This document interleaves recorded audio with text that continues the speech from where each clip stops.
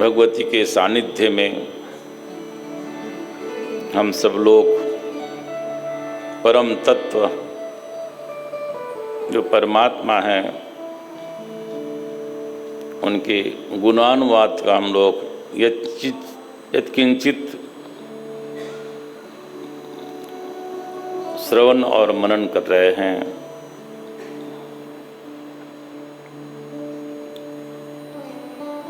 भगवान के परम भक्त ध्रुव अपने परम पद को प्राप्त होते हैं।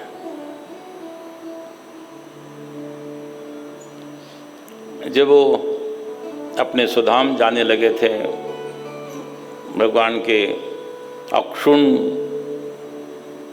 धाम जा रहे थे, उस समय उनको अपने माँ का स्मरण हुआ था। शास्त्र कहते हैं कुलम पवित्रम जननी कृतार्था वसुंधरा पुण्यवती चयेन अपार संवित सुखसागरेस्मिन् लीनं परब्रह्मण्यस्य चेतः।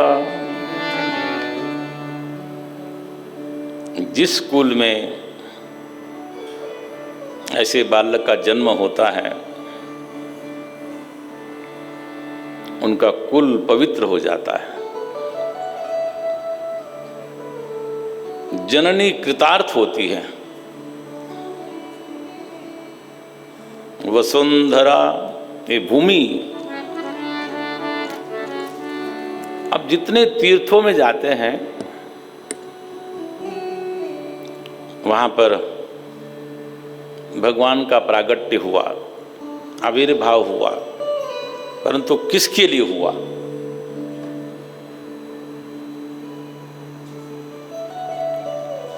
आप चारों धामों का विचार करें, आप सप्त मोक्ष पुरियों का विचार करें, द्वादश ज्योतिर्लिंग का विचार करें या अन्य कोई भी स्थान में, आप जब भगवान का दर्शन करते हैं उनकी पृष्ठभूमि में वो भक्त होता है। भगवान उनको दर्शन देने के लिए वहां पर आते हैं और वो भूमि पवित्र हो जाती है।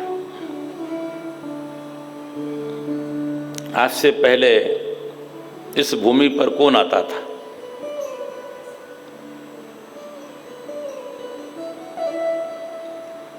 जब ये मंदिर नहीं था उस समय तो कोई यहां आता नहीं होगा, परंतु पुण्यात्माओं ने विचार किया कि यहां पर ऐसा स्थान होना चाहिए। उनके अंदर शुभ विचार आए और शुभ विचार आकर के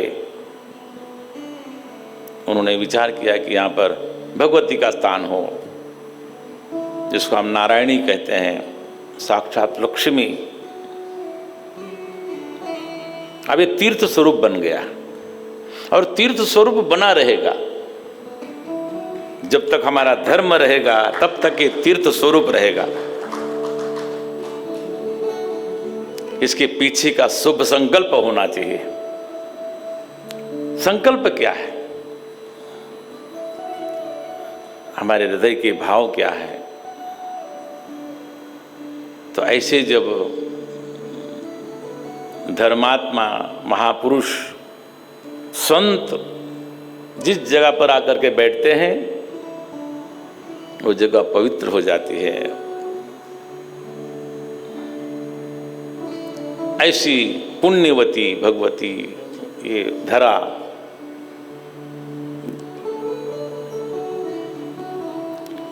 जननी कृतार्था और ये धरा पवित्र हो जाती है। आप लोग यहाँ से कुछ दूर पर एक संत का स्थान है जिसको हम लोग आलंदी बोलते हैं। 700 साल पहले कोई नहीं होता था। वहां पर उन्होंने जीवित समाधि ग्रहण की, यही नजदीक में। उसके बाद में आज वो तीर्थ बना हुआ है। वसुंधरा पुण्यवती च तेना, ये भूमि है वो पवित्र हो जाती है। किसके लिए? अपार संवित सुख सागरेस्मिन् लीनम पर ब्रह्मणि यस्य चेता, जिसका चित्त उस परमात्मा में ही विलीन रहता है, उसमें ही रमन करता है। चाहे वो समग्र रूप से हो, आंशिक रूप से हो। जब संकल्प होता है तो वहाँ पर सत्कर्म होता है, और सत्कर्म होने के बाद में वो परंपरा पड़ती है।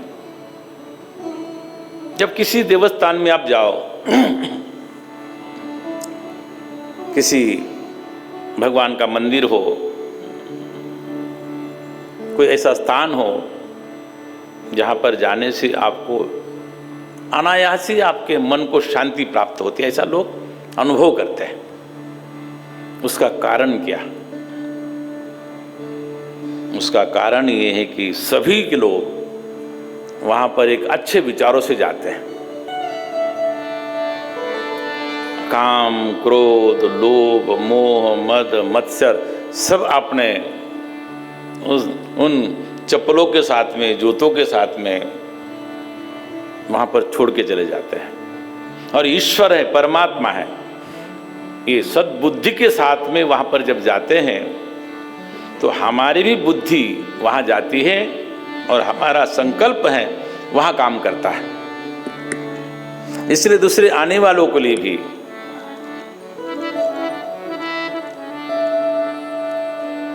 और जगह चोरी होती होगी, बहुत कम स्थान है जहां पर भगवान के यहाँ पर चोरी होती होगी। चोर को भी ये लगता है कि भगवान है, उसकी बुद्धि वहां पर निर्मल हो जाती है। ऐसे जो संत आते हैं और फिर लीनम पर ब्रह्मणि यस्य चेता, विचरण करते रहते हैं। ऐसे ही हमारे भक्तराज ध्रुव अपने पद को जब प्राप्त होते हैं, उनकी माता को भी वहाँ पर ले जाते हैं, उनका कुल पवित्र हो जाता है और उनका कुल आगे चलता है। परंतु ऐसा केवल इतना ही आप समझना नहीं कि ऐसा हो सकता है, कभी कभी उससे विपरीत भी होता है। राजा ध्रुव अपने पद को प्राप्त हुए थे और उनके यहाँ पर जो उनका राज्य शासन चलाने के लिए उत्कल नाम का उनका पुत्र था, वो बड़ा पुत्र था, उसको दिया कि आप राज्य शासन करो। उसने कहा कि मुझे शासन नहीं करना है। उसने राज्य को अस्वीकार कर दिया। फिर उनको उनका एक पुत्र था उत्कल, उसको शासन दे दिया। और जब उत्कल को शासन दे दिया, उसी के एक अंग नाम के एक पुत्र हुए। उनको कोई पुत्र संतान नहीं हो रही थी, इसलिए उन्होंने यज्ञ आदि किया। उनकी एक पत्नी थी जिसका नाम था सुनीता, उसका एक पुत्र हुआ जिसका नाम था वेण। कभी कभी ऐसा हो जाता है किसी पवित्र परिवार में, अच्छे कुल में सब अच्छे लोग होते हो, ऐसा नहीं है। कभी कभी विपरीत भी देखने में आता है, संयोग होता है। राजा वेन राज्य करने लगा, शासन करने लगा, और शासन करते करते वो ऐसा दुष्ट राजा था। उसने सभी वहाँ के ऋषियों को बुलाया, विद्वानों को बुलाया, आज से किसी की भी पूजा नहीं होगी, सब पूजाएं बंद। ये ध्रुव जी के कुल में हो रहा है और कहीं नहीं हो रहा है। कभी कभी अपने लोगों को देखने में आता है पिता तो बड़े अच्छे उदार हैं, धार्मिक हैं, पुत्र वैसा हो नहीं पाता है। ये देखने में आता है कहीं कहीं। ये पूर्व के संस्कार हैं। इस जन्म से बहुत कुछ होता नहीं है, पहले के संस्कारों से भी होता है। कौन सा जीव किस संस्कार के, किस संबंध से, हमारा उसका क्या संबंध था, उससे वो उसका जन्म अपने कुल में होता है। और फिर उसने सब यज्ञ आदि बंद करा दिए और यज्ञ आदि बंद करा करके कहा कि तुम लोग मूर्ख हो। अरे राजा ही तो देवता होता है। ऋषियों ने बहुत समझाया कि हे राजन, धर्म को मानने वाले, प्रजा का पालन करने वाले, अपने से श्रेष्ठ जनों का सम्मान करने वाले का आयु बढ़ती है, कीर्ति बढ़ती है और साथ साथ में उसको सुख की प्राप्ति होती है, स्वर्ग आदि प्राप्त होता है। अगर निष्काम भाव से करो तो आपको मोक्ष की भी प्राप्ति होती है। किसी की जो दुष्ट बुद्धि होती है ना, उसको कितना भी आप ज्ञान दो, कितना भी उपदेश दो, उनको फलित नहीं होता है, वो ऊपर ऊपर से चला जाता है। एक बार हमारा जो दृढ़ निश्चय होता है कि ऐसा ही है, उसने कहा कि हे बालिश का मतलब होता है मूर्ख। हिंदी संस्कृत में शब्द है बालिश, तुम कुछ जानते ही नहीं हो। उसने उपदेश, उल्टा उपदेश देना शुरू कर दिया। विष्णुर्विरंचो गिरिशा, विष्णु है, ब्रह्मा है, गिरिशा भगवान शिव है, इंद्रो वायुर्यमो रवि, इंद्र है, वायु है, रवि सूर्य भगवान, पर्जन्यो धनदः सोमः, ये सभी देवता, वरुण देवता, धनत का मतलब है कि कुबेर, सोम ये चंद्रमा, और ये सभी की सभी राजा के शरीर में होते हैं। ऐसा उसने कहना शुरू कर दिया कि राजा ही सर्वोपरि है।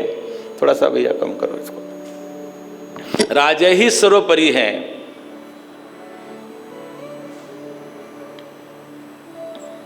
सब लोगों ने चिंता करना शुरू कर दिया कि ऐसा राजा, इसको क्या समझावे। समझाने का प्रयत्न किया परंतु वो माना नहीं। और एक दिन की बात है कि सभी ऋषियों ने विचार किया कि ऐसा राजा रहेगा तो हमारा धर्म नष्ट हो जाएगा, इसलिए कुछ ना कुछ करना चाहिए। और कुछ नहीं किया। लोगों ने हुंकार भरी, केवल हुंकार, और उस राजा वेन का शरीर पात हो गया, उसकी मृत्यु हो गई। जब मृत्यु हो गई उसके बाद में विचार किया कि अब क्या करें। और जैसे ही मृत्यु हो गई, डाकुओं को, वहाँ के जो दस्यु थे उनको पता लगा और उन्होंने उत्पात शुरू कर दिया। राजाओं ने, संतों ने विचार किया, मुनियों ने विचार किया कि अब तो वो था, तब तक तो ये डाकू भी नहीं आते थे, यहाँ पर किसी प्रकार की लूट मार नहीं होती थी, कुछ नहीं होता था। लेकिन अब राजा नहीं है तो अब क्या किया जाए। उन्होंने, सब लोगों ने पूछा उनकी माता को, वेन का शरीर तो रखा है। उस माता ने कहा कि उसको तेल के कढ़ाई में रखा हुआ, नौका में रखा हुआ है, बोले उसको निकालो। राजा वेन के उस शरीर को निकालते हैं और सबसे पहले सभी जो ऋषि हैं मंत्रों के द्वारा उसके जंघा का मंथन करते हैं। और जंघा का मंथन करके फिर वहाँ से एक छोटा सा मनुष्य पैदा होता है। उसका स्वरूप इतना सुंदर नहीं है, उसका स्वरूप इस प्रकार का है, बड़े बड़े दांत हैं, काला काला शरीर है। इस प्रकार का शरीर देखते हैं कि वो विचार किया ऋषियों ने कि राजा बनने योग्य नहीं है ये, इसलिए कहा कि निशीथ, निशीथ मतलब बैठ जाओ, चले जाओ। कहते हैं कि वही लोग वन में चले गए, जंगल में चले गए और वही निषाद हुए, जो हम लोग जिसको वनवासी बोलते हैं, वो भी क्षेत्रीय परिवार से ही हैं, हम लोग उनको वनवासी बोलते हैं। उन लोगों ने विचार किया कि अब क्या किया जाए, तो उस वेन राजा के दाहिने हाथ का मंथन किया, दाहिने बाहु का, और कहते वहाँ से एक सुंदर, वहाँ पर एक पुरुष का जोड़ा उत्पन्न हुआ, स्त्री और पुरुष का। और वहाँ कहा कि लोगों ने कहा कि आप राजा हुए, और वो राजा हुए वहाँ पर, और उनका नाम है पृथु, जिसके नाम से ये पृथ्वी है। राजा हुए और सब लोग आनंदित हुए, ऋषि लोग आनंदित हुए। और जब राजा वहाँ पर भगवान का अवतार हुआ ये राजा पृथु का, तो सब वहाँ पर गंधर्व, वहाँ पर अप्सराएं, वहाँ पर आकाश में उन्होंने आकर के नृत्य शुरू कर दिया, क्योंकि एक कुशासन गया, सुशासन आने वाला है। और सुशासन में प्रजा प्रसन्न होती है। पृथ्वी जी महाराज की जय। जिस पृथ्वी पर हम लोग बैठे हुए हैं, वो महाराज का प्रादुर्भाव हुआ, और उस समय तक दुशासन से जो त्राही त्राही हो रही थी संपूर्ण राज्य में, पृथ्वी पर, सभी लोग उनके पास आए। ऋषियों ने, मुनियों ने, ब्राह्मणों ने उनको राज्याभिषेक किया। उन्होंने देखा कि कुछ भी नहीं है, ना कोई भोजन की व्यवस्था है, ना कोई खाने के लिए है, ना कोई किसी प्रकार की व्यवस्था नहीं है। वहाँ की जनता त्राही त्राही कर रही है। उनको लगा कि अब क्या करना चाहिए, तो कहे कि उन्होंने पृथ्वी पर क्रोध किया। ये पृथ्वी, भूमि पर तुमने हमारा सब अन्न समाप्त कर दिया है। बाण जब चढ़ाया तो पृथ्वी साक्षात सामने आई, कहा कि भगवान, इसमें मेरी कोई भूल नहीं है, मेरा कोई अपराध नहीं है, क्योंकि अभी तक मेरे लिए, मेरे पर अन्न उत्पन्न हो ऐसा किसी ने किया ही नहीं। उस समय उबड़ खाबड़ थी ये पृथ्वी, समतल नहीं थी। पृथ्वी ने कहा कि पहले मुझे आप समतल करो, जहाँ पर जल का सिंचन हो, जहाँ पर जल इकट्ठा होता हो, वहाँ नमी होती हो, जहाँ अन्न उत्पन्न हो। उस समय राजा महाराज पृथु ने उस समय अपने बाणों से इस पृथ्वी को समतल कर दिया है, तब जाकर के हम अन्न खाते हैं। फिर भी पृथ्वी ने कहा कि भगवान, आप ऐसा भी करना, आप केवल इतने से नहीं, ब्रह्मादि ऋषियों से, इंद्रादि देवताओं से, मनु जी महाराज से उनको बछड़ा बनाना, और ऋषियों को वहाँ पर गाय बनाना, और उससे वहाँ पर आप दोहन करना पात्र में। अनेक अनेक पात्रों का यहाँ पर नाम लिया है, और वहाँ पर आपको सब कुछ मिलेगा। ये जो कहते हैं कि ये जो पृथ्वी है, ये तो इसमें सब कुछ है। कहा कि आपको सब कुछ प्राप्त हो गया। और इस प्रकार का उनका राज्य शासन बहुत सुंदर चला, और सब लोग सुखी हो गए। और अंत में उन्होंने विचार किया कि अपने लिए यज्ञ करना चाहिए, और उन्होंने अश्वमेध यज्ञ करने का विचार किया। अनेक अश्वमेध यज्ञ किए, परंतु अंत में जब 100वां अश्वमेध यज्ञ होने वाला था, उस समय इंद्र ने आकर के वहाँ पर विघ्न डाल दिया। और वहाँ पर ब्रह्मा जी आए, बोले कि एक इंद्र होता है, अनेक इंद्र होते नहीं हैं, इसलिए अब तुम जाकर के भगवान की भक्ति करो, उनकी आराधना करो। और वहाँ से आराधना करने चले जाते हैं। और अनेक प्रकार की कथाओं को कहते हुए मैत्रेय जी कथा कह रहे हैं, और साथ साथ में जो विदुर जी है कथा श्रवण कर रहे हैं। अब विदुर जी कहते हैं कि भगवान, आपने मुझे बहुत सी कथा सुनाई, अब मुझे भी अपने परिवार का थोड़ा सा स्मरण आ रहा है, तो अगर आज्ञा हो तो आप मुझे जाने की अनुमति दें। कल कुछ कथा में आए थे कुछ लोग, कहा कि हमारा भी कुछ कार्य है महाराज, हम जाना चाहते हैं। तो जाने वाले को कौन रोकता है, लेकिन जिनको पर यहाँ पर दायित्व भी है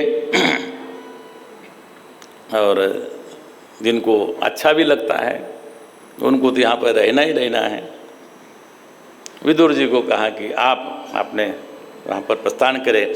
विदुर जी अपने तरफ प्रस्थान करते हैं और यहाँ पर उत्तानपाद का जो वंश यहाँ पर, उसके पश्चात जो प्रियव्रत, जो मनु जी महाराज के दूसरे पुत्र हैं प्रियव्रत, उनको संसार में किसी प्रकार की रुचि नहीं है। कुछ लोग जन्म से ही विरक्त होते हैं और वो भी ऐसे विरक्त थे, भगवान के भक्त थे, जिनको व्रत ही प्रिय हो, जिनको भगवान की भक्ति ही प्रिय हो। ऐसे प्रियव्रत वो नारद जी के पास गए कि भगवान हमें भी दीक्षा दे दो।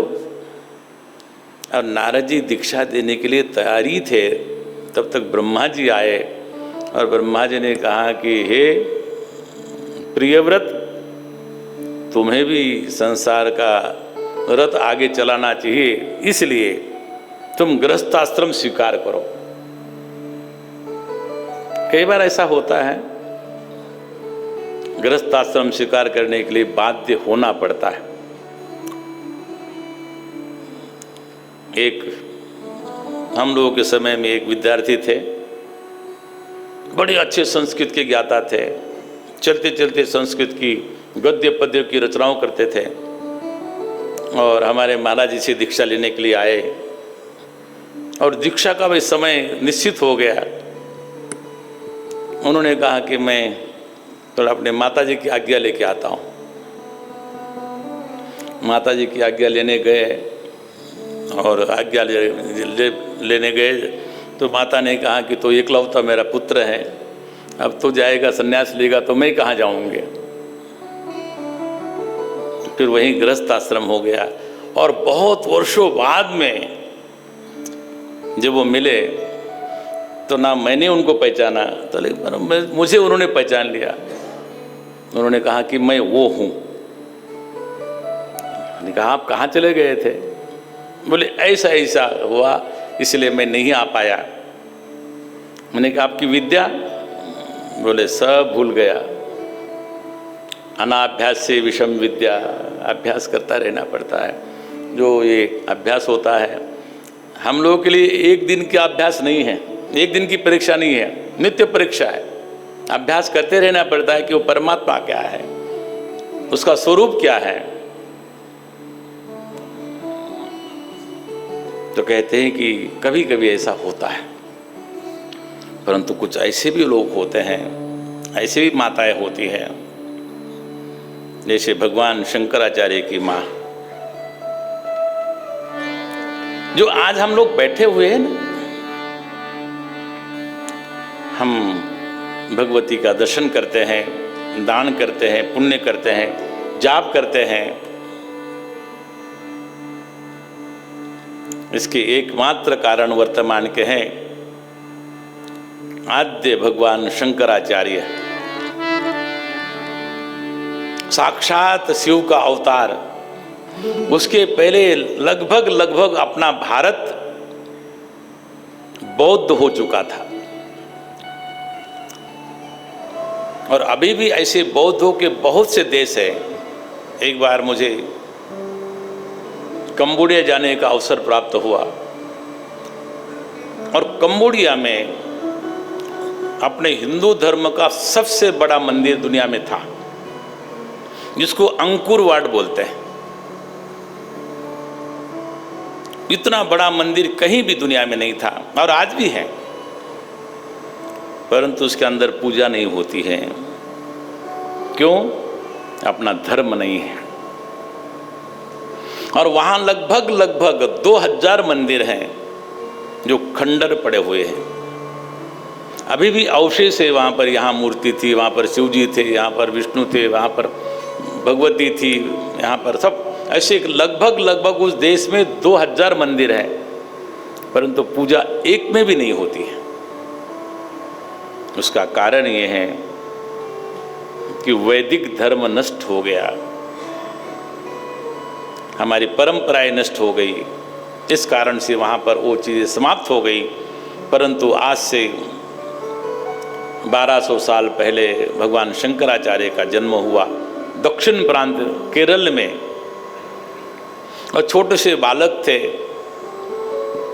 और उनको तो धर्म का कार्य करना था, इसलिए उन्होंने एक ऐसी अपनी माया रची और वो नदी में स्नान कर रहे थे। उनकी माता बाहर थी और नदी में जब गए तो उनको एक मगर ने पकड़ा। ये घटना है। वो बालक शंकर को मगर ने पकड़ा और मगर ने पकड़ा और माँ को बोले कि माँ मुझे मगर ने पकड़ा है। अरे माता तो वहीं पर बैठ करके रो रही, विलाप कर रही है, क्या करे। शंकर ने कहा कि परंतु एक ऐसा है कि ये मगर का ऐसा संदेश है, मगर ऐसा उसका ऐसा लगता है कि अगर वो मैं संन्यास ग्रहण करूं तो मगर मुझे छोड़ सकता है। माता ने कहा कि मृत्यु से अच्छा है कि कहीं ना कहीं जीवित रहेगा। माता ने कहा कि हे शंकर, मैं तुमको संन्यास लेने की आज्ञा देती हूँ, परंतु एक बात का तुम संकल्प करो, जब मेरी मृत्यु आ जाए, जब मेरा अंत समय आ जाए तो तुम मेरे पास रहोगे। उन्होंने वहाँ पर माता को वचन देते हैं और फिर वहाँ से वो चल पड़ते हैं। हमारे यहाँ पर कहा जाता है कि अष्टवर्षे चतुर्वेदी द्वादशे सर्वशास्त्रविद, और हमारे 16 वर्ष में उन्होंने धर्म की पुनर्स्थापना की और आज 4 धाम हम जाते हैं तो भगवान शंकराचार्य की देन है, उनकी कृपा है। ऐसे भी कुछ होते हैं, ऐसी माताएं होती हैं तो जिनके कारण ये संसार में सत्पुरुष जन्म लेते हैं, वीर जन्म लेते हैं। इसी प्रकार यहाँ पर भी कहा जाता है कि आज हम जहाँ पर बैठे हुए हैं, यद्यपि लोग मानने वाले अलग अलग होते हैं, उनके अपने अपने सिद्धांत होते हैं, अपने अपने विचार होते हैं। भारतवर्ष महान देश है, यहाँ पर आप स्वतंत्र हैं, आप किसी की भी पूजा करनी चाहे वो कर सकते हैं। यहाँ तो केवल भगवान विष्णु की नहीं, शिव की नहीं, माता की नहीं, गणेश की नहीं, आप किसी की भी पूजा कर सकते हैं। ऐसा हमारा महान देश, और महान देश में हमेशा सत्पुरुष आए हैं और उन सत्पुरुषों ने इस धर्म की रक्षा की है। इसलिए हमारा भारतवर्ष संतों का देश माना जाता है, ये भक्तों का देश माना जाता है। यहाँ पर परमात्मा का, और भारत में ही केवल भगवान आते हैं, जन्म लेते हैं, और कहीं नहीं। और तो उनके कोई पुत्र आते होंगे, उनके कोई मैसेंजर आते होंगे, वो साक्षात भगवान कहीं आते नहीं हैं और उनके भगवान कभी देखते ही नहीं है, नहीं, वो अज्ञात है। उनके कोई ना कोई संदेश वाहक आ जाते हैं, अच्छी बात है, भगवान का संदेश भी लेके आते हैं, परंतु संदेश वाहक वो संदेश नहीं दे सकता है जो भगवान स्वयं अपने दे सकते हैं, वो बात अलग है। परंतु कहते हैं कि प्रियव्रत उन्होंने स्वीकार कर लिया, परंतु बहुत समय तक उन्होंने वो गृहस्थ आश्रम में रहे नहीं, और गृहस्थ आश्रम के बाद में उन्होंने ही विचार किया कि अब अपने को जाना चाहिए, और उनके द्वारा, उनके बाद में उनके ही पुत्र, ज्येष्ठ पुत्र अग्निंद्र हुए और अग्निंद्र के नाभि हुए। ये उनकी परंपरा चली। उनका बहुत विशाल यहाँ पर चरित्र लिखा हुआ है। और फिर उनके ही पुत्र वृषभदेव जी हुए, वृषभदेव उन्हीं के पुत्र हुए, और वृषभदेव जी ने अपने पुत्रों को बहुत उपदेश दिया और बहुत उनको समझाया कि देखो, तुम इस जीवन में आकर के अगर आपको परमात्मा की प्राप्ति न हो, अगर उसमें कोई बाधा पहुंचाता हो तो उसका भी आप, वो हमारे शत्रु हैं, हमारे मित्र नहीं हैं। इस प्रकार की बहुत सी बातें कही, और वृषभदेव जी के 100 पुत्र हुए। वृषभदेव जी अपने यहाँ पर 24 अवतारों में से एक हैं, और हमारे जैन भाइयों के वो प्रथम तीर्थंकर है। वहाँ पर वो आदिनाथ हैं। अपने यहाँ पर 24 अवतारों में उनकी गणना होती है। उनके 100 पुत्र और 100 पुत्रों में से श्रेष्ठ भरत, और उन्होंने जाते समय भरत जी को उन्होंने शासन दे दिया, राज्य दे दिया। उनके दूसरे भी 9 पुत्रों को उन्होंने स्थान अलग अलग स्थान पर दे दिया, और उनके साथ में उन्होंने जो 9 योगेश्वर हुए, जो आप लोग एकादश स्कंद में 9 योगेश्वर की जो कथा श्रवण करेंगे, भागवत सुनते हैं ना, 9 योगेश्वर की जब कथा श्रवण करेंगे, वही वृषभदेव जी के ही वो 9 योगेश्वर हैं। और शेष रहे 81। अब वो क्या करें, उन्होंने ब्राह्मणत्व स्वीकार कर लिया। ऐसा नहीं है कि अपने यहाँ पर मानने वाले लोग अलग हैं, कुछ जन्म ना कुछ कर्म ना, अपने यहाँ पर जातियों का निर्णय हुआ है। तो श्रीमद् भागवत में ये बात आई है कि जो वृषभदेव जी की जो 81 पुत्र थे, वो सब के सब ब्राह्मण हुए। और इस प्रकार का, और पहले ये जो भारतवर्ष है, इसका नाम था अजनाब खंड। भरत जी का इतना सुंदर शासन हुआ, और उस कारण से कहते हैं कि इस भारतवर्ष का नाम, इस अजनाब वर्ष का नाम भारतवर्ष हुआ। भारत उनके नाम से। कुछ लोग दुष्यंत पुत्र जो भरत थे, उनके नाम से भी मानते हैं, परंतु अपने यहाँ पर जिसका श्रेष्ठता गिनी जाए, ये तो प्राचीन काल से भारतवर्ष आया है। और साथ साथ में कहते हैं कि उन्होंने विचार किया कि अब अपने को भी कुछ करना चाहिए। तो राजा भरत ने भी अपना शासन अपने पुत्रों के पास दे दिया, और वो चले गए तपस्या करने के लिए गंडकी के तट पर। गंडकी नदी नेपाल में है, वहाँ गए हैं, और उन्होंने वहाँ जा कर के तप प्रारंभ किया। अपने यहाँ पर कहते हैं कि पहले ब्रह्मचर्य आश्रम, फिर गृहस्थ आश्रम, वानप्रस्थ आश्रम, और अंत में संन्यास आश्रम। संन्यास आश्रम का मतलब स्थान नहीं, स्वयं में अपना आत्मचिंतन करना। संन्यास का मतलब है कि आपको जाते समय त्याग देना है। अगर त्याग दिए तो परमात्मा मिलेगा, और किसी को त्यागना पड़े तो फिर वापस संसार मिलेगा। तो पहले के लोग बड़े समझदार थे कि अपने को जो परम पिता है, जगत पिता है, जगत का कारण है, उसको जानना चाहिए, ताकि अपने को जन्म मृत्यु के चक्कर में न पड़ना पड़े। उन्होंने भी इसी प्रकार विचार किया, और गंडकी के तट पर जा कर के, वहाँ पर गंडकी नदी के किनारे जा कर के वो तप कर रहे हैं। परंतु एक दिन की बात है कि वहाँ पर जप कर रहे थे, तब तक एक दृश्य हुआ। वहाँ पर एक घटना घटी। वहाँ पर हिरनी एक जल पीने के लिए आ रही थी, और तब तक सिंह ने बड़ी जोरदार गर्जना की। जब सिंह गर्जना करता है तो सभी प्राणी डर के मारे कांपने लगते हैं। और वहाँ पर जल पीने के लिए आई हुई जो मृगी थी, जो हिरणी थी, उसने छलांग लगाई गंडकी के उस पार जाने के लिए, परंतु वो गर्भवती थी, और गर्भवती होने के कारण उसका गर्भ वही गंडकी नदी के जल में गिर गया।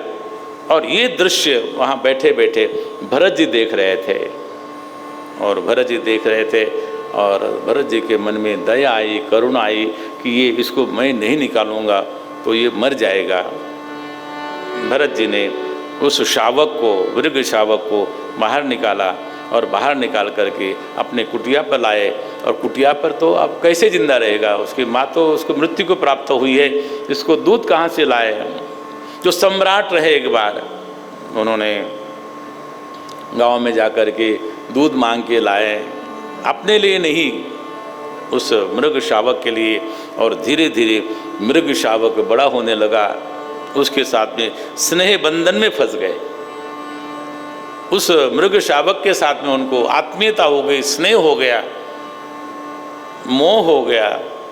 और सबका अंतिम समय आता है, जो जीवधारी है उसको एक ना एक दिन तो जाना ही है। भरत जी महाराज का भी समय निकट आया, और उस समय जब समय निकट आया तो उस समय उनको चिंतन हुआ कि जब मेरे जाने के बाद में ये जो मृग है इसको कोई व्याध न खा जाए, व्याघ्र न खा जाए, व्याध पकड़ कर न ले जाए, इसका क्या होगा मेरे जाने के बाद में।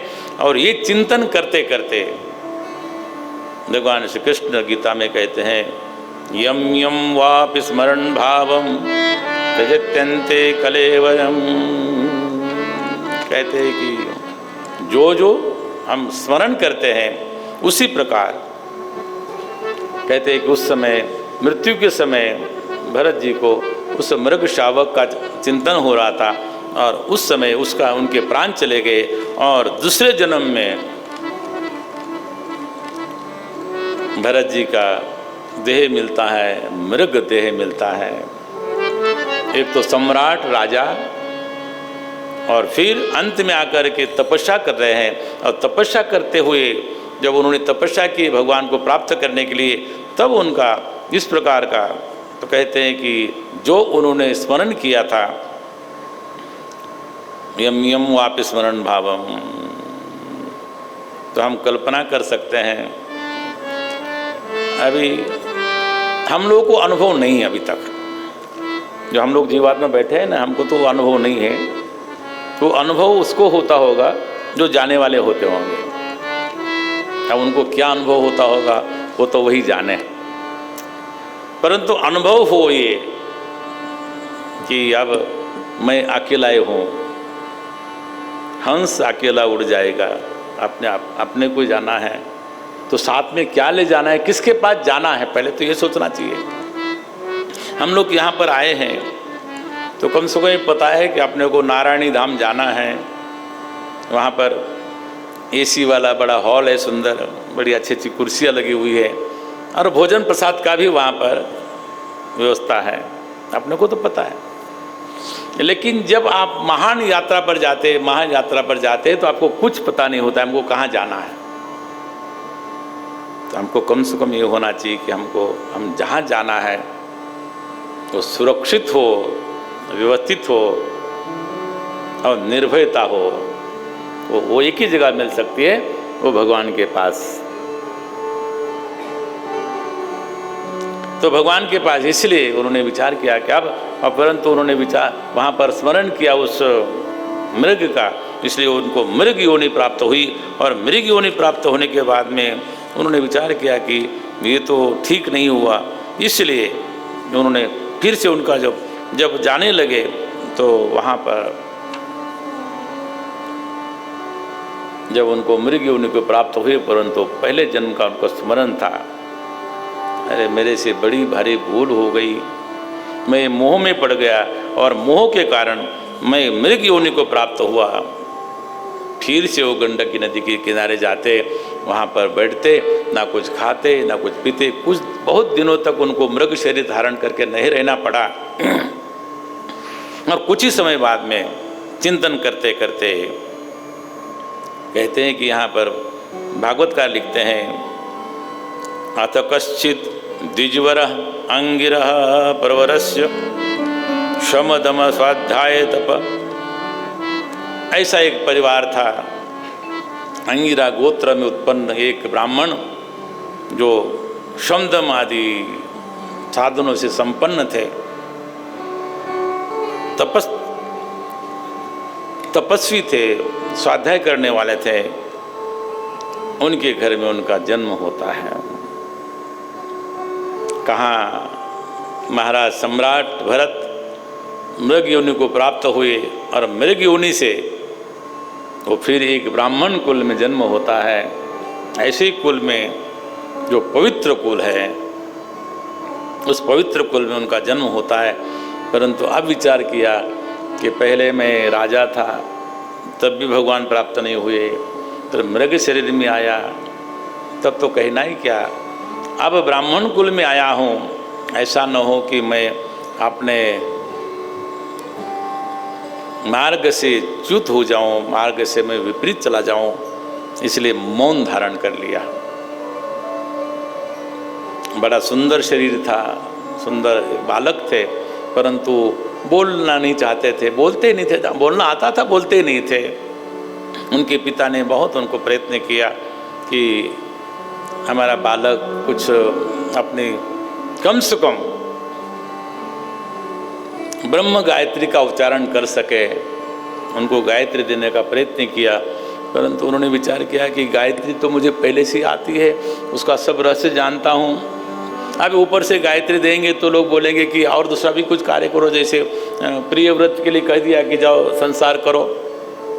उन्होंने मौन व्रत धारण कर लिया और कहते हैं कि जड़वत उन्होंने व्यवहार शुरू कर दिया।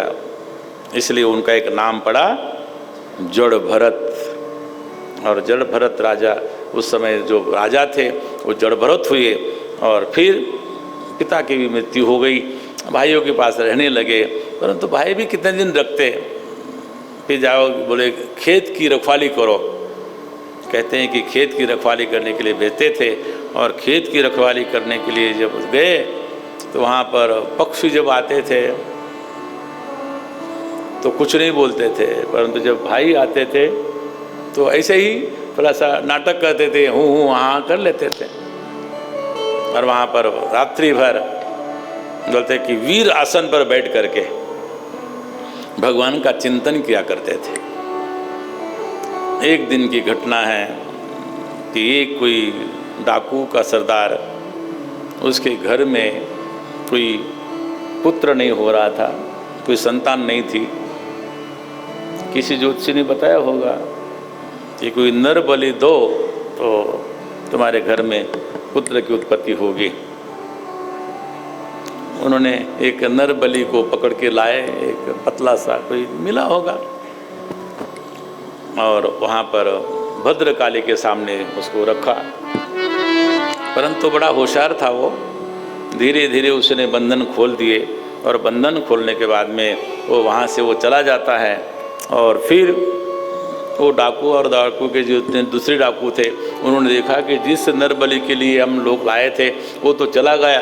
तो डाकू ने कहा कि उसको खोजो कहाँ है। खोजने निकले तो वो तो नहीं मिला। जड़ भरत जी महाराज बैठे हुए थे उस खेत में और ब्रह्म का चिंतन कर रहे थे। देखा डाकुओं ने कि यहाँ तो ये हष्ट पुष्ट हैं, ये तो और हमारे जो भद्रकाली है वो और प्रसन्न होगी। और उसको उनको पकड़ के ले आए उस गुफा में जहाँ पर भद्रकाली का मंदिर था, और वहाँ पर जा कर के उनको पहले तो स्नान कराया, और स्नान कराने के बाद में वहाँ पर कहते हैं कि जो होता है, जो बलि देनी होती है उसका पूजन भी होता है। उनको फिर पूजन किया, उनको खिलाया पिलाया। बहुत दिनों से ऐसा भोजन नहीं मिला था। जड़ भरत जी ने खूब पेट भर करके भोजन किया। लोग सोच रहे थे कि मरने वाला व्यक्ति मरने का जब आता है तो उसको तो कोई भी कुछ अच्छा लगता ही नहीं है, तो ये तो आराम से प्रेम से जो हम दे रहे वो खा रहा है। उतने में देखा, और फिर धीरे धीरे उनको सजाया गया, उनको तिलक किया गया, वहाँ पर सिंदूर लगाया गया उनका, और फिर माला चढ़ाई गई। और फिर उसके बाद में उनको भद्रकाली के सामने ला करके अब उनकी बलि देने ही वाले हैं। और वहाँ पर तब तक उनका कुछ नृत्य गान चल रहा होगा, और तब तक भद्रकाली के मन में आया कि मेरे सामने ऐसे जो ब्रह्मविद हैं, जो परमात्मा का स्वरूप है, ऐसे संत का मेरे सामने अगर वध होगा तो मैं क्या कर सकती हूँ। इसलिए वहाँ पर एक प्रकार से उस मूर्ति में चेतना आई। सब लोग नाच रहे, वहाँ पर गा रहे हैं कि अब होने वाली है बलि। और वहाँ पर जैसे वहाँ पर वो कार्यक्रम चल रहा है, उसी समय वहाँ से एक भद्रकाली में से वो स्वयं भगवती वहाँ से प्रकट होती है। और प्रकट होने के बाद में वो जो खड्ग रखा था, जड़ भरत जी को मारने के लिए वो खड्ग उठाया और पहले जो डाकुओं का सरदार था उसका शिरच्छेद कर दिया और सब डाकुओं को वहाँ पर मारना शुरू कर दिया और सब धीरे धीरे धीरे धीरे सब चले गए। और उसके बाद में सब वहाँ पर जब शांत वातावरण हुआ तो भरत जी विचार करते कि अभी तक मुझे क्यों नहीं मारा। उठ करके बैठ जाते हैं। जब उठ के बैठते हैं उन्होंने देखा कि सब यहाँ पर कुछ मरे पड़े हैं, किसी के हाथ कटे हुए, किसी के पैर कटे हुए हैं और वहाँ पर भगवती साक्षात वहाँ पर विराजमान हैं। ना मृत्यु का भय हुआ, मृत्यु आने वाली है न उसका भय था। जो ब्रह्मज्ञानी होते हैं उनको भय नहीं होता है। और ना देवी ने जो वहाँ पर चमत्कार दिखाया ना उसका आश्चर्य हुआ। हम लोगों को थोड़ी सी बात का आश्चर्य भी होता है और कुछ थोड़ी सी घटना होती तो भय भी होता है, पर तो ब्रह्मज्ञानी का ये स्वभाव है, ब्रह्मज्ञानी की ये पहचान है, जिसको ना कोई आश्चर्य होता है ना जिसको जीवन में कोई भय होता है। और फिर से वहाँ से उठे हैं और उठ करके फिर अपने स्थान पर आकर के बैठ जाते हैं और स्थान पर आकर के बैठते हैं और वहाँ उनको फिर बैठे हैं। और तब तक एक रहोगन नाम का राजा वहाँ पर आता है, उपदेश लेने के लिए कपिल भगवान से जाने लगता है। तो उसके जो पालकी वाले जो कहार होते हैं एक बीमार हो गया। उन्होंने विचार किया कि एक कहार को कहीं से पकड़ के लाना चाहिए। दूसरे कहार गए और उनको देखा कि एक हष्ट पुष्ट व्यक्ति बैठा हुआ है और उनको बुलाया कि चलो हमारे राजा ने बुलाया है। अब उनको कुछ नहीं, जो कहता है अपने जीवन केवल जीवन यापन करना है, ऐसे विदेह मुक्त होते हैं। इनको बोलते हैं विदेह मुक्त। देह रहते रहते ही मुक्ति तो मिलती है बहुत लोगों को बाद में भी, परंतु विदेह मुक्त होते हैं। ऐसे विदेह मुक्त बन करके चल रहे। चलो पालकी में जोता और पालकी वहाँ हिल डुल रही है और वहाँ पर जब पालकी हिल रही है डुल रही है तो राजा बोलता है, राजा के ऊपर से शासन, तुम नहीं जानते हो मैं कौन हूँ, ठीक से चलो। क्योंकि भरत जी महाराज जब चल रहे हैं तो नीचे किसी को कोई कीड़ा, कोई मकोड़ा, कोई जीव जंतु नीचे न आवे, उनको देखते हुए चल रहे थे। और तभी वहाँ से राजा ने वहाँ से कहा कि हे कहार, तुम पालकी ठीक से ढो, जानते नहीं हो अगर तुम ठीक से नहीं चलोगे तो तुमको दंड मिलेगा। फिर वहाँ पर पहली बार जड़ भरत जी महाराज अपने मुख से अपना कोई शब्द निकालते हैं। उन्होंने विचार किया कि ये तो ब्रह्म ज्ञान प्राप्त करने के लिए कपिल भगवान के पास जा रहा है और ये मेरी हत्या करेगा तो ये अनंत जन्म तक इसको नरक भुगतना पड़ेगा। इसलिए प्रथम बार वहाँ पर राजा को जड़ भरत जी उपदेश देते हैं और जड़ भरत जी का उपदेश यहाँ पर बहुत गहन उपदेश है। और इस प्रकार उनको बहुत उपदेश देते हुए फिर आगे जाते हैं और फिर भवाटवी का वर्णन है। ये पंचम स्कंद जो है वो रहस्यपूर्ण स्कंद है। पृथ्वी का वर्णन, अपने जो खंड है अपने यहाँ पर जो द्वीप है उनका वर्णन है। अनेक वर्णन करते हुए सुखदेव जी महाराज कहते हैं कि ये ऐसी अनंत यात्रा चलती रहती है और इस यात्रा में हम लोग जब चल रहे हैं तो हम लोग भगवान का नाम लेते हुए निवृत्ति मार्ग और प्रवृत्ति मार्ग, ये दो मार्ग हैं, उसका भी हम लोग थोड़ा सा वर्णन करते हुए भगवान का चिंतन करें। बोलो कृष्णचंद्र भगवान की जय। सुखदेव जी महाराज बहुत सुंदर सुंदर कथाओं का वर्णन कर रहे हैं। राजा के मन में आया कि भगवान शरीर से, वाणी से, मन से अपराध होते हैं, सबसे होते हैं अनायास कभी कभी लोग अपराध कर बैठते हैं, उसका कोई प्रायश्चित है क्या? ये प्रश्न सबके मन में आता है कि हमारे से कोई अपराध हुआ हो, उसका कोई प्रायश्चित होता है। जो शासन होता है उनके यहाँ पर भी एक नियम होता है, प्रावधान होता है। कोई अपराध करता है तो उसके लिए उसी प्रकार दंड दिया जाता है। परंतु कुछ ऐसे दंड होते हैं वो शासन नहीं दे सकता है।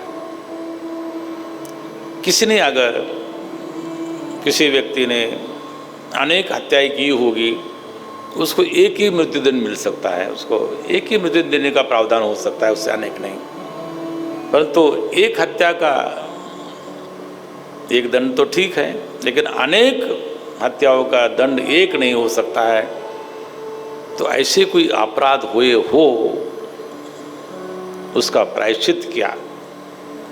तो यहाँ पर सुखदेव जी महाराज कहते हैं, तपसा ब्रह्मचर्येन शमेन च दमेन च त्यागेन सत्य शौचाभ्याम यमेन नियमेन च।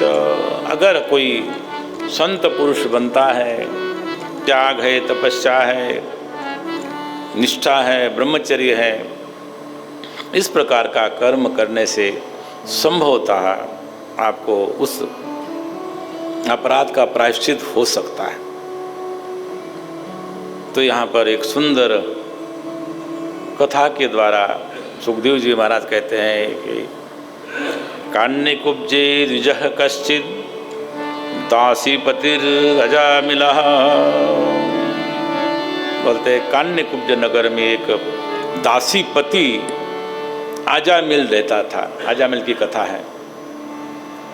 भागवत सुनने वाले को सब भागवत पता है, परंतु भागवत के नाम से भागवत सुनने वाले उनको ये सब ज़्यादा पता नहीं होता है।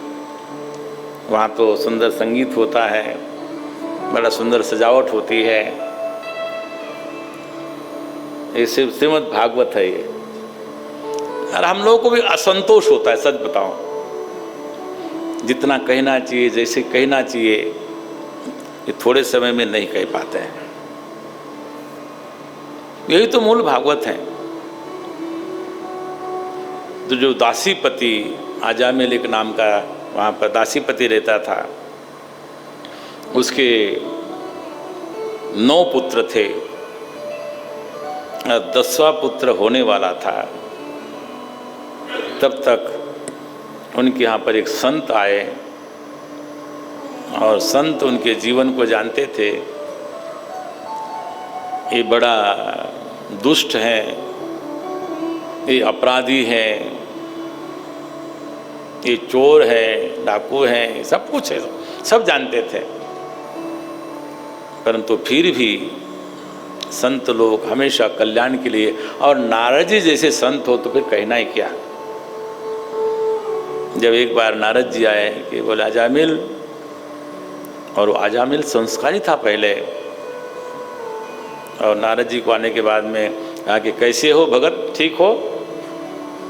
संत हमेशा ही आप ठीक तो हैं, आपका कल्याण हो, यही आशीर्वाद देते हैं। नारद जी ने पूछे कि क्या चल रहा है तुम्हारे जीवन में? कहे कि सब ठीक चल रहा है, 9 पुत्र हैं और 10वां होने वाला है। बोले एक बात सुनोगे? बोले हाँ। पहले वाले का नाम क्या है?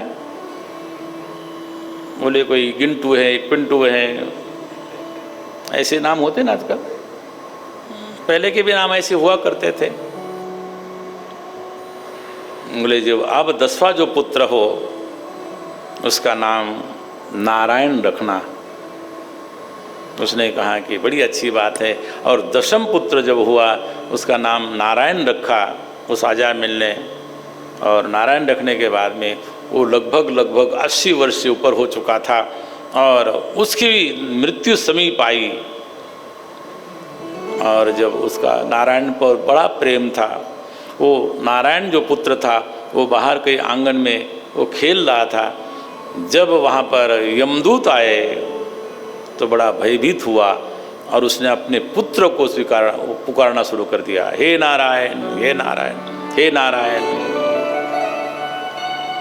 और जैसे ही हे नारायण अंत काल में आया, अंत काले च मामेव स्मरण मुक्त्वा कलेवरम।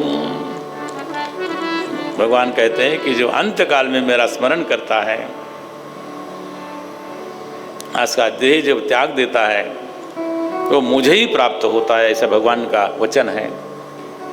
और उसी समय वहाँ पर जैसे ही नारायण नारायण, तब तक उस पास में बांध करके यमराज, यम के दूत उसके प्राण को खींच रहे थे। और तभी वहाँ पर हरिदूत आ गए, हरि के दूत आए और उन्होंने कहा कि तुम क्या कर रहे हो, तुम धर्मराज के तुम लोग दूत हो, तो तुम लोग की अधर्म कैसे कर रहे हो। उन्होंने कहा कि नहीं, बड़ा पापी था, इसने बड़े व्यभिचार किए, बड़ा दुष्ट था, इसने बड़े असत कर्म किए हैं, इसलिए हम इसको यहाँ से ले जा करके इनको यमलोक ले जाएंगे और वहाँ पर यमराज जिस प्रकार की वहाँ पर यातना देना चाहेंगे दे देंगे। तो कह के इनको यहाँ से ले जा रहे हैं। उन्होंने कहा कि तुम लोगों ने सुना नहीं, तुम लोग धर्म को जानते हो, अगर धर्मराज के तुम लोग दूत हो तो धर्म क्या कहता है, धर्मराज क्या कहते हैं, तो वेदः प्रणीतो धर्म, जो वेद में बात कही है वो धर्म है। और उस समय उनको कहा कि तुम अपने जाओ स्वामी से पूछ के आओ। और वहाँ से स्वामी को पूछने चले गए और वहाँ पर उन्होंने कहा कि और तब तक यहाँ पर अजामिल को चेत आती है कि मुझे लेने आए थे यमदूत, परंतु विष्णुदूतों ने मेरी रक्षा की है। और वो जाग गया जैसे नींद से जागता है। और उस समय उसने देखा कि अब यहाँ से और वहाँ अब एक नारायण ने मुझे बचा लिया है। और वहाँ से वो सीधा चलता है और गंगा तट पर जाकर के मौन हो जाता है और नारायण के सिवाय दूसरा कोई नाम नहीं लेता है। जिस समय अपने को लगे इस जगत में कोई नहीं है, एक निष्ठापूर्वक अगर हम नारायण को अपना मानते हैं, नारायण के ध्यान करते हैं, नारायण का जप करते हैं, तो हमारे पीछे वाले कितने भी हमने कोई असत कर्म किए हो, हमसे कोई अपराध हुए हो, अंते नारायण स्मृति। हम लोग जीवन में जो सत्संग करते हैं, सत्कर्म करते हैं, हमारी अंत भला हो, जिसका अंत भला उसका सब कुछ भला। और वो गंगा तट पर चला जाता है और यमदूत अपने यमराज के पास पहुंचते हैं और वहाँ पर कहते हैं कि हे स्वामी, ऐसी ऐसी घटना घटी है। उसके अजामिल के बहुत से जो अपराध थे वो सब गिनाते हैं और बोलते हैं कि देखो, अभी आगे भविष्य में कोई भी अंत काल में भगवान का कोई नाम लेता हो उसके पास में नहीं जाना है। इसीलिए हम लोगों को भी विचार करना चाहिए कि हमारा कम से कम अंत काल में परमात्मा का नाम स्मरण हो। इसलिए हम लोग जीवन में अनेक प्रकार के हम लोग इसी प्रकार के सत्संग करते हैं और इसी प्रकार आगे कथा हम कहते हुए यहाँ पर थोड़ा सा। और आज भगवान नरसिंह भगवान का भी प्रागट्य होना है, इसलिए धीरे धीरे कुछ कथाओं को संक्षेप करते हुए, इसलिए नारायण का हमेशा स्मरण करना चाहिए। तो यहाँ पर क्यों न श्रीमन नारायण बीच में हो जाए। बोलो श्री कृष्णचंद्र भगवान की जय। अनेक कथाओं से श्रीमद् भगवतमय कथा कहते कि एक बार जब कोई पद प्राप्त होता है तब थोड़ा सा मद आ जाता है, अहंकार आ जाता है। एक बार इंद्र को भी ऐसा ही हुआ था और इंद्र से जो उनके गुरु बृहस्पति, उनका अनादर हुआ। सभा चल रही थी और सभा चलते चलते बृहस्पति जी का प्रवेश हुआ, परंतु उनके तरफ किसी ने ध्यान नहीं दिया, उनका कोई आदर नहीं हुआ, कोई सत्कार नहीं हुआ, उनको उचित स्थान नहीं मिला। तो वहाँ से वो अंतर्ध्यान हो जाते हैं और अंतर्ध्यान होने के बाद में फिर गुरु तो चाहिए जीवन में, पथ प्रदर्शक मार्गदर्शक होना चाहिए। तो उन्होंने विश्वरूप को उन्होंने गुरु बना लिया, परंतु विश्वरूप को 3 सर थे। और कहते हैं कि एक से वो सुरापान करते थे, एक से अन्न ग्रहण करते थे और एक से सोमरस पिया करते थे। और वो दैत्य कुल से उनका संबंध था, इसलिए उनको भी वहाँ पर इंद्र ने वध कर दिया। उनको, इंद्र को भी ब्रह्म हत्या का पातक लगा था। और ब्रह्म हत्या जब उनको उनके पीछे दौड़ने लगी तो कहते हैं कि ब्रह्म हत्या को उन्होंने 4 भागों में बांट दिया। ये भी सुंदर कथा है। और 4 भागों में बांट करके वो फिर शुद्ध हुए। एक भाग पृथ्वी ने ले लिया, एक भाग जल ने ले लिया, एक भाग वृक्षों ने ले लिया और एक भाग माताओं ने ले लिया। ब्रह्म हत्या का जो पातक था, और वो इंद्र स्वस्थ हो गए। और फिर वहाँ पर कहते हैं कि उसके बाद में पुनः उनके जो इंद्र का जो विश्वरूप के पिता थे, उन्होंने यज्ञ किया त्वष्टा, और उनके यहाँ पर एक विशाल दूसरा एक पुत्र वृत्रासुर नाम का दैत्य पैदा हुआ। वो बड़ा भयंकर दैत्य था और वो किसी से मृत्यु उसकी होनी नहीं थी। इसलिए लोगों ने कहा कि ऐसा इसके लिए शस्त्र होना चाहिए जो अनंत काल तक जिसने तप किया हो, ऐसे कोई महापुरुष हो। तो पता लगा कि दधीचि ऋषि है, और देवता लोग दधीचि ऋषि के पास जाते हैं और वहाँ से जो दधीचि ऋषि का उनसे प्रार्थना करते हैं कि भगवत हमारे कुछ सहायता करे। बोले मैं आपकी क्या सहायता कर सकता हूँ? बोले आपने तप किया हुआ है और आपकी अस्थि इतनी दृढ़ हुई है, तप करते करते हमको वो चाहिए। अगस्त दधीचि ऋषि ने कहा कि अपना सबका जीवन अपने को प्रिय होता है, फिर भी अगर मेरे इस देह से किसी का कल्याण होता है उसको देने के लिए मैं तैयार हूँ। और दधीचि ऋषि अपने हड्डियों को देते हैं, अपने अस्थियों को देते हैं, उससे वज्र बनता है, उससे वृत्रासुर का वध होता है। इस प्रकार के अनंत यहाँ पर कथा है और वृत्रासुर का वध होता है। और उसके बाद में यहाँ पर एक बार राजा यहाँ पर पूछते हैं कि राजा कहते हैं कि भगवान, जब कथा सुनते हैं हम लोग तो कभी कभी शंका होती है, व्यवहार में भी शंका होती है। तो यहाँ पर राजा के मन में एक शंका आई। राजा कहते हैं कि समः प्रिय सुरत ब्रह्मण, भगवान तो समभाव वाले हैं, भगवान के लिए अपना कोई नहीं, पराया नहीं, उनके लिए तो समान हैं। हम तो उनके बालक हैं, हम लोग मानते भी हैं कि सब उनके बालक हैं। परंतु भूतानां भगवान स्वयं, सब भूतों की वो तो स्वयं भगवान हैं। परंतु कभी कभी देखने में आता है इंद्रार्थे कथम दैत्यान अवधिर विदुषो यथा, इंद्र के लिए, देवताओं के लिए ये दैत्यों का वध क्यों करते हैं? ये जब प्रश्न आया, तो ये प्रश्न जब आया तो सुखदेव जी महाराज करते हैं कि यही प्रश्न युधिष्ठिर महाराज ने नारद जी से किया था जब राजस्व यज्ञ हो रहा था। और राजस्व यज्ञ में भगवान श्री कृष्ण ने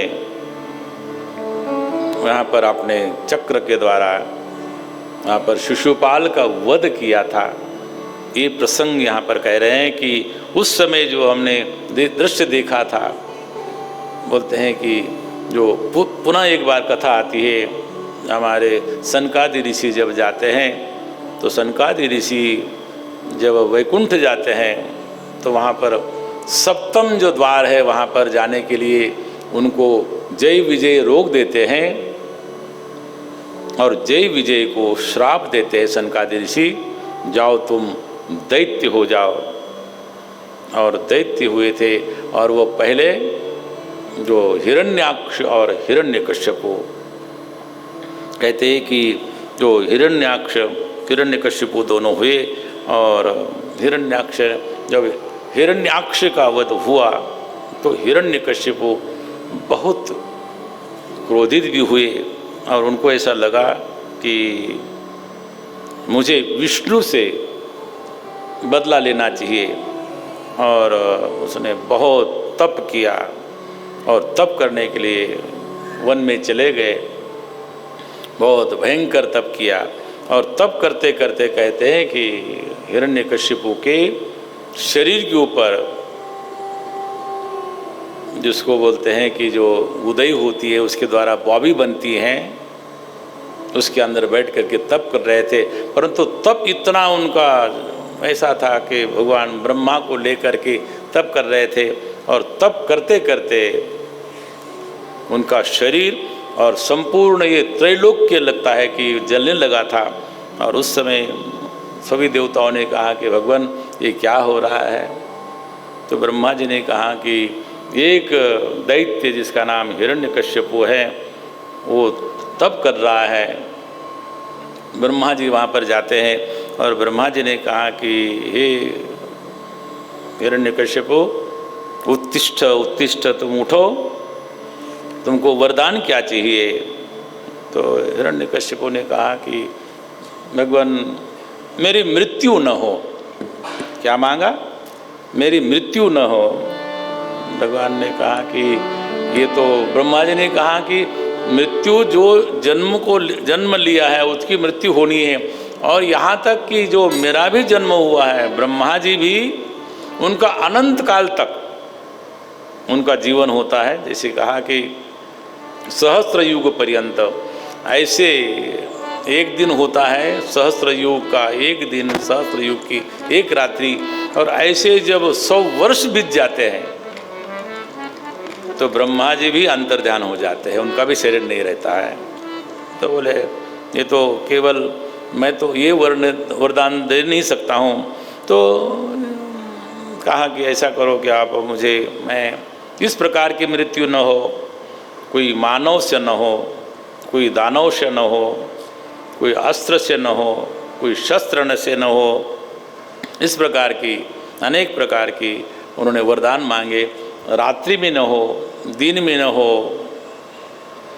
घर में न हो, बाहर न हो, जितने जितने बुद्धि में आता था सब वरदान मांग लिया कि मेरी मृत्यु न हो। ब्रह्मा जी ने कहा था कि मैंने वर मांगने के लिए कहा था, इसने वर भी मांग लिया है। तो सब वरदान वहाँ पर देने लगे और कह के तथास्तु करके वहाँ से वो चले जाते हैं। और हिरण्यकशिपु ने स्वर्ग पर चढ़ाई कर दी और स्वर्ग पर जा कर के उन्होंने सब देवताओं को वहाँ से बाहर कर दिया। और इस प्रकार का जो वहाँ स्वर्ग पर शासन होने लगा, और जब स्वर्ग पर शासन होने लगा उस समय उसने विचार किया।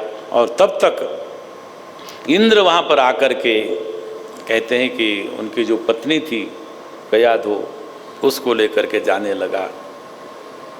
और स्वर्ग पर शासन होने के बाद में जो कयाधु को जाने लगा तो इंद्र के बीच रास्ते में नारद जी मिले कि हे इंद्र, तुम क्या कर रहे हो। इंद्र ने कहा कि भगवान, जो हिरण्यकशिपु है वो इतना दुख दे रहा है, इतनी पीड़ा दे रहा है संसार को, अगर इसका पुत्र भी उत्पन्न होगा तो और पीड़ा देगा, इसलिए हम इसको ले जा रहे हैं। नारद जी ने कहा संत त्रिकालदर्शी होते हैं, ऐसे संत आजकल के कहना कठिन है, मुश्किल है। कठिन क्या, मुश्किल ये है। तो अपना नहीं जानते दूसरे का क्या जानेंगे। लेकिन नारद जी हैं, वो तो देवर्षि हैं। उन्होंने कहा कि हे हिरण्यकशिपु, जो कयाधु के गर्भ में जो बालक हैं वो परम हरिभक्त हैं, इसलिए तुम इसको छोड़ दो। और छोड़ करके इंद्र चला जाता है। और फिर एक अबला स्त्री को नारद जी अपने आश्रम में लाते हैं, और आश्रम में ला करके फिर वहाँ पर नित्य सत्संग होता है। भगवान क्या है, भगवान कैसे अवतार लेते हैं, भगवान कैसे लीला करते हैं और भगवान कैसे लीला करके अपने भक्तों का भी उद्धार करते हैं। इस प्रकार की अनेक प्रकार की लीला कर रहे हैं, लीला सुना रहे हैं। और उस समय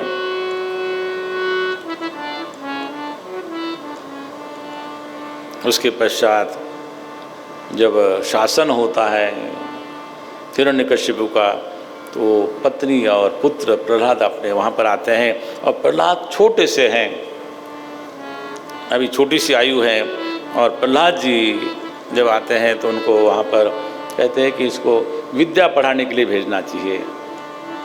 तो गुरुकुल में विद्या पढ़ाने के लिए भेज दिया। वहाँ पर षंड और अर्मक जो शुक्राचार्य जी के दो शिष्य हो चाहे पुत्र हो, उनके यहाँ पर गुरुकुल में भेज दिया। और गुरुकुल में वहाँ पर अनेक प्रकार की विद्या सीखने के लिए अनेक बालक वहाँ पर थे, और प्रहलाद जी को भेज दिया। कुछ दिन हुए और कुछ दिन होने के पश्चात विचार किया हिरण्यकश्यपु ने कि जान लेना चाहिए कि हमारा जो पुत्र है कितना पढ़ा है, वहाँ पर कितनी उसने विद्या प्राप्त की है। और वहाँ पर चला जाता है, तब पुत्र को पास में लिया प्रहलाद जी को, और प्रहलाद जी को पास में ले करके गोद में लिया। बेटा तुमने क्या क्या पढ़ा अभी तक?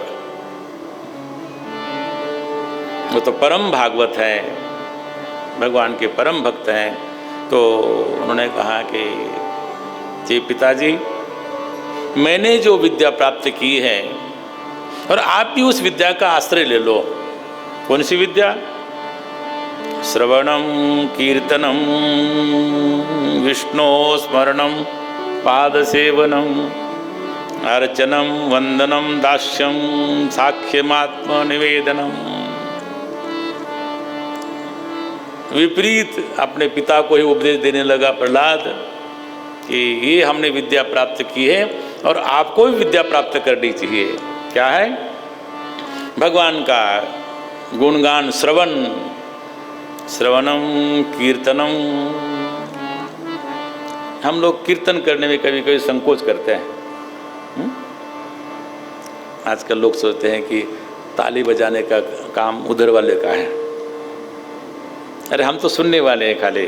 परंतु भगवान का जब हम लोग संकीर्तन करते हैं तो जो कहते हैं कि अपने पाप दूर चले जाते हैं, कम से कम थोड़ी देर तो जाए। श्रवणम कीर्तनम। जय श्री राधे, जय जय श्री राधे, जय जय श्री राधे। श्रवणम कीर्तनम विष्णु स्मरणम पाद सेवनम अर्चनम वंदनम दास्यम साक्ष्यमात्म निवेदनम। प्रहलाद जी कहते हैं कि ऐसी भक्ति करनी चाहिए भगवान की, श्रवण भी हो, कीर्तन भी हो और भगवान का स्मरण भी हो, पाद सेवन हो, अर्चनम वंदनम दास्यम साक्ष्यमात्म निवेदनम। अर्चन है, वंदन है, फिर सखा भाव है और फिर अंत में आत्मनिवेदन। तेरा तुझको अर्पण। हम बोलते तो हैं, करना कठिन है। जिस दिन करना आ जाए उस दिन आप परमात्मा से भिन्न है ही नहीं। जिस दिन आपके मन में आ जाए कि परमात्मा का है, उस दिन आप संत हैं। चाहे वो गृहस्थ आश्रम में रहते हो तब भी आप संत हैं। अंत में आत्मनिवेदन है, आत्मसमर्पण है परमात्मा के प्रति। जैसे ही कहा हिरण्यकशिपु का तो क्रोध बढ़ गया। कहा कि आचार्य के पुत्र को बुलाया, कहा कि आज तक आप लोगों ने यही सिखाया, इसको यही विद्या दी। आचार्यों ने कहा कि हमने कभी सिखाया नहीं, ये तो पता नहीं कहाँ से जानता है। फिर उनको चेत करके कहा कि चेताया, आगे भविष्य में ऐसा न हो, इनको और विद्या दीजिएगा, अच्छी सी विद्या। और फिर कहते हैं कि एक दिन जहाँ पर ऐसे सभागार था, वहाँ पर सभी जो दैत्य पुत्र थे सबको बुलाया और फिर सबको कहा कि आज संकीर्तन करते हैं, आज संकीर्तन होगा आज, क्योंकि भगवान का नाम है। और सब लोग संकीर्तन करने लगे और संकीर्तन करते करते उन्होंने कहा कि ये कहाँ से तुमने सीखा, यहाँ तो सिखाया नहीं जाता है। उन्होंने फिर से कथा कही कि यहाँ से मुझे इंद्र ले जा रहे थे और मुझे नारद जी ने अपने साथ अपने मेरे माता को ले गए और माता को वो सत्संग श्रवण कराते थे, परंतु सत्संग श्रवण करते करते मेरी माता की आँख लगती थी, निद्रा आती थी और उस समय गर्भ में बैठे बैठे मैं हुंकार भरता था, हाँ गुरुदेव, हाँ नारद जी, मैंने अपने गर्भ में माता से ये उपदेश प्राप्त किया है। तो ये आश्चर्य की बात। और फिर कहा कि हे दैत्यपुत्रो, ये जीवन बड़ा अल्प है, क्षणिक है। अगर मनुष्य देह मिलता भी है तो कुछ दिन के लिए, हम तो बालक अवस्था में पता ही नहीं होता क्या करना क्या नहीं करना। युवावस्था जब आती है तो संसार में लग जाते हैं, जब वृद्धावस्था आती है उस समय हम चिंतित होते हैं। हमारा जीवन बड़ा क्षणिक है, इसलिए जब समय मिले, और ख़ास करके अगर बाल्यावस्था में परमात्मा का नाम लेने का किसी को संस्कार आ जाता है तो उससे बढ़कर के पुण्यात्मा कोई है ही नहीं। इसलिए तुम लोग आप संकीर्तन तुम तो करो, कम से करो, श्रीमन नारायण नारायण नारायण